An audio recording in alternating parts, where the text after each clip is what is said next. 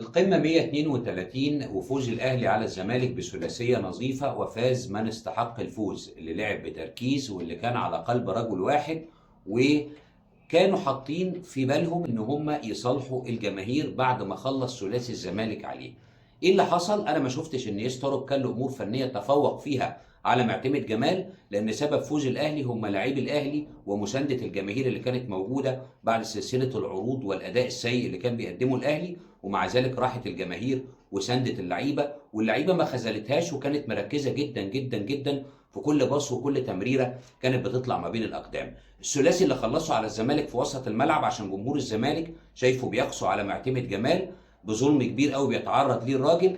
المفترض ان محمد شحاته هو الديفندر الصريح الوحيد اللي هيدافع ويعمل بلوك قبل خط دفاع الزمالك، كان في اسوأ حالاته. نفس الحال بالنسبه للاثنين اللي هينقلوا الزمالك من الدفاع للهجوم، فتوح وعبد الله السعيد برضه كانوا في أسوأ حالاتهم.